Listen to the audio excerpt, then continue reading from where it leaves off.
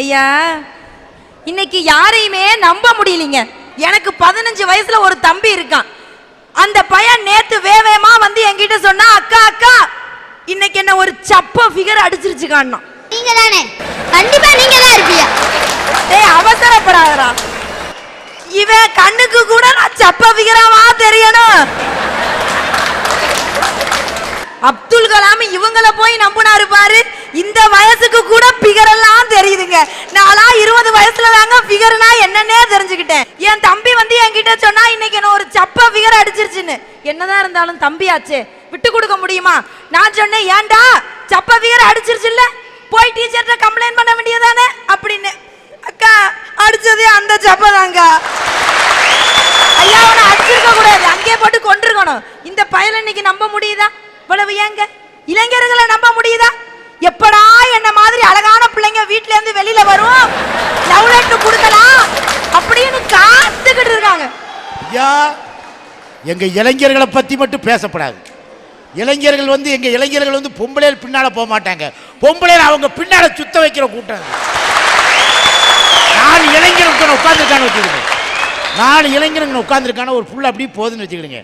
அது சப்ப பிகரோ அப்ப பிகரோ போனால் 4 பேரும் பார்க்கலன்னா கண்ணாடி முன்னாடி போய் நின்றுக்கிடுவா.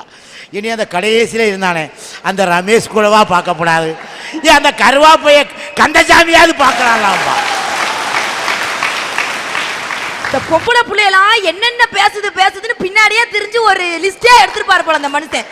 பொம்பளை பிள்ளைகள் எப்படி பேசும்? சும்மா வந்துக்கிட்டு தமிழில் தான் பேசிட்டு வருவா. ஒரு 2 பயிர்களை பார்த்தாச்சும் சரி, வாட்டி ஏதாவது ஒரு மொழியை பேசி. ஐயா, பல்லு இருக்கிறவங்க பக்கோடா திங்கிறோம், அங்கதான் பண்ணுக்கே வழி இல்லையே. ஐயா, ஒரு எல்கேஜி படிக்கிற பையன் எத்தனை இட்லி சாப்பிடுவான்? 2 இட்லி சாப்பிடுவான். என்ன மாதிரி ஒரு யூத்து, நான் இப்போதைக்கு 3 இட்லி தான் திங்கிறேன்.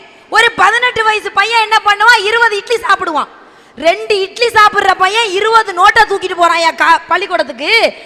20 இட்லி திங்கிற பையன் ஒரே ஒரு நோட்டு தான் தூக்கிட்டு போறான், அதுவும் பஸ்ல சீட்டு போடுறதுக்கு. அவனுக்கு இல்ல என்ன மாதிரி அழகான பிள்ளைக்கு சீட்டு போட. இதுல இருந்தாலும் தெரியுதா ஆம்பளையினுடைய பெருந்தன்மை? அப்படி ஒரு கர்ப்பிணி பெண் நின்றுகிட்டு இருப்பா. நான் உண்மையிலே கேட்கிறேன், ஒரு கர்ப்பிணி பெண் நிப்பா, எந்த பெண்ணாவது எந்திரிச்சு இடம் கொடுத்திருப்பா பஸ்ல? ஆனா ஆம்பளை கொடுப்பாயா, அவன் தாயா தியாகி. ஆமா, எந்திரிச்சாதானே முன்னாடி இருக்கிற ஆளை இடிக்க முடியும். உட்கார்ந்து இருந்தா எப்படி இடிப்பீங்க? யாரு உங்களை இடிச்சிட்டு அவன் உயிரோட போகிறதுக்கா? பெத்தவங்க நம்பிதான் காலேஜுக்கு அனுப்புறாங்க. அங்க போய் அவன் என்ன பண்றான்? படிக்கிறான், படிப்பு பண்ணம்மா பைத்தியம் உனக்கு, குடும்பம் கடனில தவிப்பு, புள்ளையோ ரோட்டுல சைட்டு, குடும்பம் கடனில தவிப்பு, புள்ளையோ ரோட்டுல சைட்டு. ஐயா, சைட் அடிச்சுக்கிட்டு தெரியுறானே. ஐயா, காலம் மாறி போச்சு ஐயா. எந்த பையன் படிச்சுக்கிட்டு இருக்கான்? இப்போ பொம்பளை பிள்ளைகள் தான் படிக்கி. வாடா மாப்பிள்ள வாழைப்பழ தோப்பில் வாலிபால் ஆடலாம் வா. நான் கேட்க வாழைப்பழ தோப்பில் வாலிபால் ஆடினா தோப்பு சோழி முடிஞ்சு போகாதா? பாட்டு படிக்கிறதுக்குள்ள பொம்பளை எங்கள் ஆம்பளை என்ன படிச்சுக்கிட்டு இருக்கான்? கண்ணதாசன் சொன்ன மாதிரி, சட்டி சுட்டதடா கை விட்டதடா புத்தி கெட்டதடா நெஞ்சை தொட்டதடா. அழகா சொன்னார்ல. ஏன் சட்டி சுடுன்னு தெரிஞ்சா புடிச்சு வச்சு தூக்க வேண்டியதானே? தூரத்துக்கு எங்க அண்ணாச்சியை பாடுறதுக்கு எங்க அக்கா அங்க திருச்செந்தூர்ல இருந்து விட்டு வச்சிருக்கு பாத்தீங்களா? அதுக்கு நைட்டே நான் ட்ரங்க் கால் போட்டு சொல்லிடுறேன், 4 அடி கொடுக்க சொல்லி. இப்போ பொம்பளை புத்தி தெரிஞ்சுட்டா ஒருத்த குடும்பத்தை எப்படி திருடி பண்ணிட்டு. கண்ணதாசன் கணவன் மனைவி எப்படி இருக்கணும்னு சொன்னார். மனதாலும் நினைவாலும் தாயாக வேண்டும், நானாக வேண்டும், மடி மீது விளையாடும் சேயாக வேண்டும், நீயாக வேண்டும். ஐயா, கண்ணதாசன் பாட்டிலே எனக்கு ரொம்ப பிடிச்ச பாட்டி தான். நான் பேச நினைப்பதெல்லாம் நீ பேச வேண்டும், நாளோடும் பொழுதோடும் உறவாட வேண்டும், உறவாட வேண்டும். ஆம்பளை என்ன தெரியுமா? வாட்டில் பேசிக்கிட்டு இருக்க ஆம்பளை பேச முடியுதா ஐயா? ஐயா, பொண்டாட்டிக்கு போடுறதெல்லாம் தப்பே கிடையாது. அதெல்லாம் ஒரு ஜாலியான விஷயம். அதெல்லாம் வீட்டில் போய் குடும்பம் நடத்துறவங்களுக்கு தான் தெரியும்.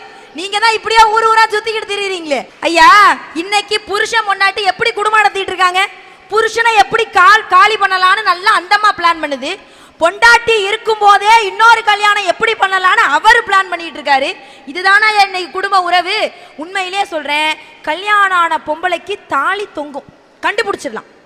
கல்யாணம் ஆன ஆம்பளையை எப்படி கண்டுபிடிப்பீங்க?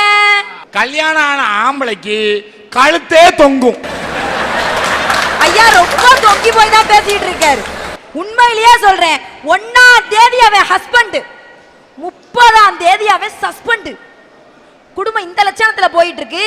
ஆனா உள்ளுக்குள்ள பொண்டாட்டி அடி வாங்குறாளா புருஷன் அடி வாங்குறாளான்னு ஈஸியா கண்டுபிடிச்சிடலாம். ஐயா நான் ஒட்டெல்லாம் கேட்க மாட்டேங்க, சும்மா ஓரமா தான் நின்று கேட்பேன். ஐயா வீட்டுக்குள்ள கதவெல்லாம் திறந்து போட்டு, கதவு ஜன்னல்லாம் திறந்து போட்டு உள்ள டம்மு டும்முன்னு சத்தம் வந்தா நாங்க அடி வாங்குறோம்னு அர்த்தம். கதவெல்லாம் சாத்தி ஜன்னலையும் சாத்தி உள்ள டம்மு டும்முன்னு சத்தம் வந்தா ஆம்பளை அடி வாங்குறான்னு அர்த்தம்யா. ஐயா என்னமோ ஆம்பளை அடி வாங்காத மாதிரி பேசக்கூடாது. எல்லா ஆம்பளையும் அடி வாங்கிட்டு தான் இருக்காங்க, வெளியே சொல்ல முடியல. அவ்வளவு வாழ்க்கையில இப்படி எங்க பார்த்தாலும் எங்களை நம்பவே முடியாம ஆக்கிட்டீங்களே. உண்மையிலேயே சொல்றேன், ஒரு குயவன் 10 முறை சர்க்கரத்தை சுற்றினால் களிமண் கூட பானையாகிறது. நம்முடைய பூமி பல்லாயிரக்கணக்கான ஆண்டுகளாக சுற்றி கொண்டேதான் இருக்கிறது. இன்றும் சில மனிதர்களுடைய மனம் என்னமோ களிமண்ணாகத்தானே இருக்கிறது. இந்த மக்களை நம்ப முடியுதா? அன்னைக்கு இப்படி எங்க பார்த்தாலும் நம்ப முடியல. அதனால தாயா சொல்றேன், கண்ணதாசனுடைய பாடல்ல யாரைத்தான் நம்புவதோ பேதை நெஞ்சோங்கிற வரி தாயா இன்னைக்கு வாழக்கூடிய வரி. பழையதை இன்னும் மறக்கலையே, மரத்துக்கு மேலே தாவுரையே, மனுஷனை குரங்கா மாத்துறையே, பிறந்தாலும் ஆம்பளையா பிறக்க கூடாது. ஐயா பிறந்து விட்டா பொட்டப்பைய உள்ளேயே நினைக்க கூடாது. காரைக்குடி கண்ணதாசன் எழுத எங்கள் தூத்துக்குடி சந்திரபாபு பாடின பாட்டு. உண்மையிலே ஆம்பளையெல்லாம் குரங்கு தான். என்னைக்கு ஒரு பொம்பளை கையில் எங்கள் ஆம்பளையை பிடிச்சி கொடுக்கானா குரங்கா மாறிடுதான். குரங்காட்டியும் பொண்டாட்டியும் ஒன்று ஐயா. பொம்பளையா இருக்காளா? இந்த செல்போனை கண்டுபிடிச்சவனை தேடிக்கிட்டு இருக்கேன், கிடைக்க மாட்டேங்கான்.